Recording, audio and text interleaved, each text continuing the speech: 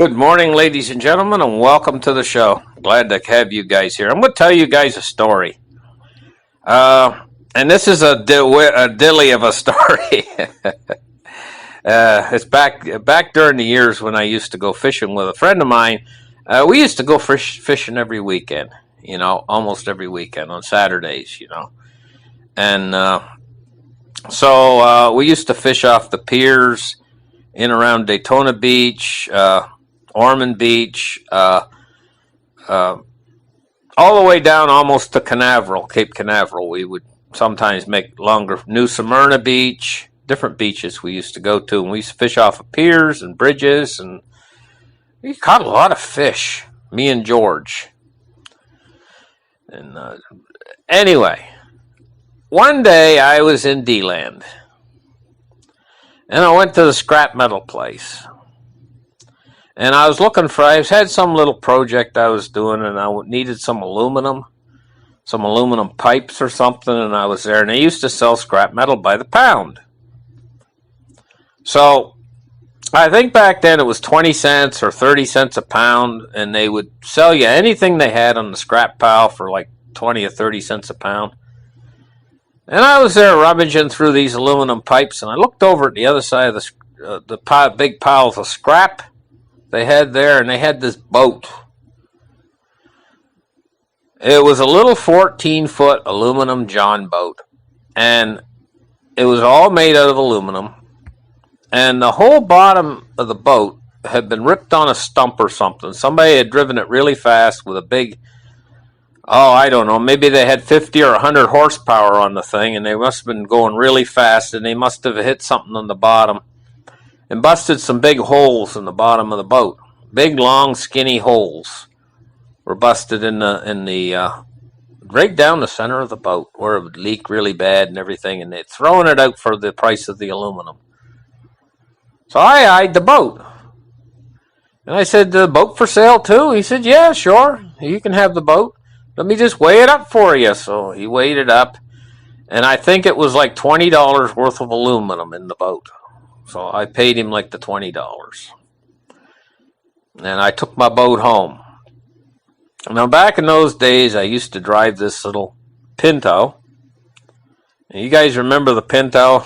It was a 1976 Pinto station wagon I had. And it was a bright green lime color. And back in those days, they used to have all the most weirdest colors for cars. Like, they used to have lime greens and gold colors and purples and all these different plum green and every color you can think of back in the 1970s were really popular in the cars. I don't know how we got so much more conservative now in our colors for cars, but back then it was very colorful of cars. So I had this little lime green Pinto station wagon. It was almost a neon green, and it was a good little car. And my dad, I was working building a house, and my dad, he built this roof rack for me on the roof out of old 2x6 pressure studs. These studs he built them out of were steel studs, and they were galvanized sheet metal. And he welded it all together and put pop rivets in it and put it on the roof of my car to carry sheets of plywood. So this was an enormous roof rack that he'd built on the roof of my car. The roof rack must have weighed 200 pounds and built out of these big steel 2x6 studs and all bolted on and really tight, and it would hold whole sheets of plywood. It was 4 feet wide, and it was basically long. It stretched the whole length of the station wagon, from extended out over the roof a little ways and out over the back a little ways. And it didn't really have an end on it, so I could put long boards up there on top of this thing. I could put boards that were like 16 feet long up on top of this roof rack and tie them down. Also, whole sheets of plywood. I remember sometimes I would have a dozen sheets of plywood up there, tied down on the roof rack of the car, And I used to use it for hauling lumber, and I used to haul ladders up there. I used to do quite a bit of construction work in those days, but also I took this boat home. I think I took it on the roof rack. I just slid it up on the roof rack. The boat was 14 feet long, and it was less than 4 feet wide, so it slid right up on the roof rack, nice and neat. Just tied it down with a piece of rope. Drove the boat home. I said, how am I going to fix this boat? I went into town. I bought some fiberglass resin, polyester resin, some polyester cloth. I got the grinder out, and I ground off the spots where the paint was around the aluminum, on the bottom where it had been tore, big holes. And I used the fiberglass resin and the fiberglass cloth, and I covered over these holes on the bottom of the boat, and I painted the whole bottom of the boat again with boat paint, green, the same color the boat was. And I flipped the boat over. I painted the inside nice bright red color. So it was a pretty little boat, and it was all fixed, all repaired. I took it out into the St. Johns River for a test. And I was rowing around in the St. Johns River, and I had my little Elgin engine, which was 6 horsepower too, and I started to use the boat, and not one drop of water leaked into the boat, and I was very proud of it. So that weekend come. And we were going to go boating instead of off the pier, me and George, when we were going to go fishing. So we drove to Ormond Beach. We were going to start the day at Ormond Beach. And we parked on this little end of the bridge there to fish on. And they had a little parking lot there in Ormond Beach. Now this is a picture I got here. This is a picture of the exact same parking lot and exactly about the same time period as when we went to go fishing there that morning. And I had my little boat on the roof of my car, all tied down with the oars in the back and the outboard engine, and I had all our tackle boxes in the back of the station wagon. And it was a nice morning, kind of similar to the picture here. So we got out of the car and we had it parked right in this parking lot, right next to this little bathroom that had the little red roof on it in the picture. And we walked up on the bridge and we started setting our poles in the water. Well, turns out that morning there was big fish we used to call jacks, and they were about 5 pounds each, and they were biting on the bridge that day. And we were really into trying to catch them. I had about 4 poles running at the same time with shrimp on them.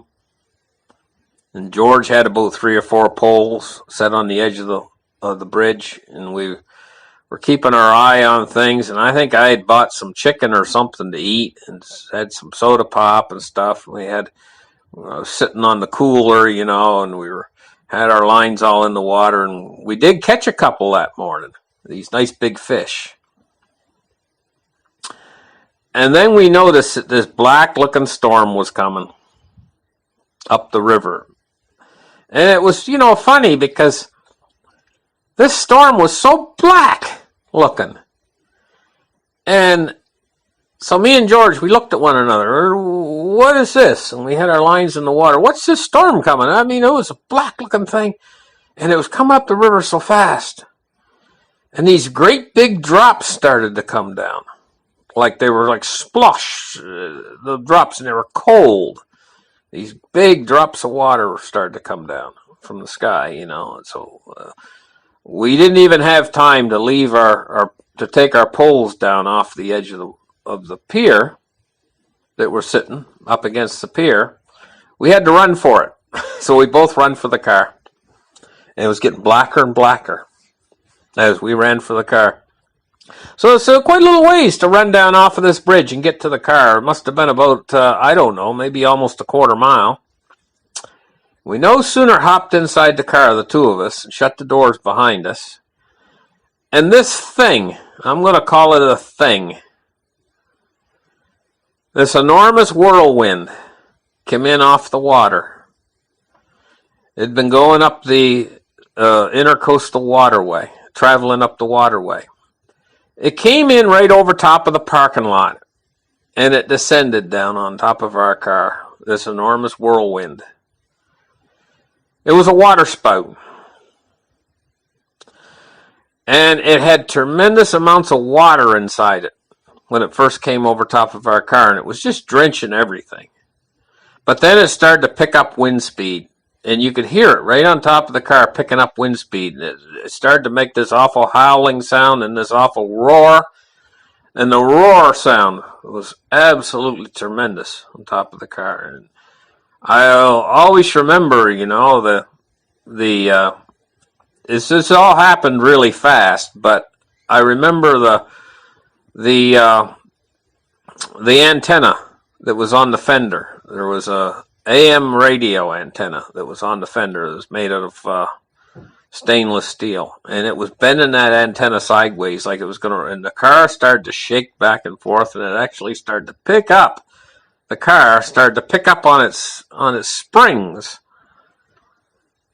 And as all this was happening, I was getting scareder and scareder because I knew that this was actually a water spout that was turning into a tornado right above our car. Slowly but surely turning into a tornado right above our car. And it wasn't moving. It was like staying on top of us. I would say it was probably estimating, I would say it was probably about 100 yards in diameter, the whole spin of it. But the center core of the thing was probably about 20 feet in diameter.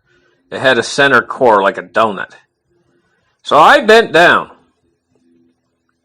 my head and stuck my head up underneath the windshield of the car and twisted my neck around to a certain degree and kind of looked up. And I was looking up inside a funnel. I could see. I was looking right up inside the funnel. The funnel was directly above the car. And I got really scared looking up into that funnel. And lightning was flashing around the funnel. And it was just like a column going up many stories up into the side of the cloud, this directly up into this funnel. So I sat there on top of the car for a minute, and all of a sudden we heard this wrenching sound, and the car was shaking, and it ripped the boat off of the roof of the car. And I looked up again, and I could see the boat was flying up inside the funnel. And then as soon as it done that, as soon as it ripped the boat off the roof of the car and it took the boat up into the funnel, then the whole thing started to move slowly off of the car and started to move back down toward the river again. And what's really strange about this is that about 5 or maybe 10 minutes later, the whole thing was gone. I'd say about 10 minutes later, the whole thing was gone. The sun come out again. And you could see this black storm moving off into the distance. It was moving rather quickly. That carried this funnel with it. So me and George get out of the car, I said to George, listen, you ever seen anything like that before? That was wild, and I was all excited. I was all excited because I'd never seen anything like that before, and I just felt full of very stimulated, and glad to be alive at that point. Because I kind of knew what it was, but I was kind of asking George, you ever seen anything like that before? George says, yeah. He says, I have. He said that I've experienced that a couple times on the St. Johns River, George said, over the years, because he'd fished there for many years on the St. Johns River. And he'd go out 2 or 3 times a week, all summer long, all fall long. George said he had seen those a couple times before on the St. Johns River. I said, well, what did you do? Well, George said what I'd do is pull my boat up underneath some big trees and stuff, and in around the roots of the trees. He said, and I'd anchor my boat really good when I saw it coming, George said. And he said, I'd lay down flat in my boat, anchored on the shore between some big roots and stuff, so that the boat couldn't move, he said. And I'd lay down really flat at the bottom of the boat. And he said it would go right over me, he said. George said. So evidently George had experienced something like that a couple times before with water spouts. Actually probably been in water spouts before a couple times. Well, he didn't think a whole lot of it. But to me, I was really, really impressed because I do not think that was completely a water spout because it came over land and came over our car and tried to actually pick my car up. So what happened was after the thing was over, I got outside the car and my boat was there. It was about 100 yards away from the car and it was right side up. Not upside down, but right side up. It was sitting there, the boat. And I went over to it, and it was full of water. And ice. It had about 3 inches of these small little hailstones, little ice stones. It was like slush. They were about the size of a pea inside it, and they were floating on the surface of the water. And there was about 9 inches of water inside that boat. That boat was so heavy, so full of water and so heavy, I had a hard time picking up one corner of it to start pouring the water out. And of course, as I picked up one corner of it, the water kind of went to the other end, started to spill out the other side of the boat, and that made it a little bit lighter. And as I picked it up, it got lighter and lighter. And I was able to flip the boat over and knock all that ice and water out of there. Take a look at the bottom of the boat. Well, my fiberglass hadn't been damaged. It was all good. It was the repair and everything, you know. And the boat seemed to be in good shape. I went over to the car, and all the S-hooks, bungee cords and S-hooks I had that I was holding the boat down with, they were all scattered around the car. I think there was about 8 of them scattered around the car. And they had an S on the end of them, like a hook that you'd use. They're like bungee cords, those hooks that you'd use to clip it onto the boat, onto the car. And not one of those hooks were straightened out straight. They were all still had the S bend in them. That like, now I got thinking to myself. I said, "How on earth did that tornado get those S hooks off without bending them straight? If it just pulled them off?" And I was a little bit puzzled about that. So I slid the boat back up on the car, up on the roof, you know, tied it back down again with the S-hooks and went back up on the bridge. Now, I'm going to tell you what, something about that storm really got those fish to biting. Man, they were biting so good for about an hour after that storm left. I think we caught about 4 or 5. But that was a really good day, you know, a really enjoyable day out there fishing. And there was one other occasion when I did see some water spouts. When I was fishing down off the rocks down in around Port Canaveral, you know, off the jetty. You know, I seen some water spouts, but they were way out over the ocean. They never came into shore, you know, so much. But you know, an awful lot of people don't know this, but you know, there's an awful lot of tornadoes down around. In the southern central states, you know, especially in the summertime, but they're not really the type of tornadoes you get out in the Midwest. There's a type of tornado you get out in the Midwest that's categorized by the Fujima scale, which goes from 1 to 5, 0 being the weakest, and they call it like an F0 would be the weakest, and it goes all the way up to F5, which was the most strongest tornado, which is an F5, which is an enormous beast. Now, these storms are a little bit different than we typically get in the southeast in the summertime, caused by a thunderhead. They're called a land spout tornado, and they don't do quite as much significant wind damage as the big storms that we're familiar with out in the Midwest that kill a lot of people every year. These storms are typically rated on the Fujima scale as an F0 or an F1. And that's pretty much what hit the car. And but it was, I'm going to tell you what, guys, even though it was probably a land spout tornado, still it was doing significantly trying to pick my car up. And it was almost doing it. It was coming really close. I could feel the weight coming off of the springs.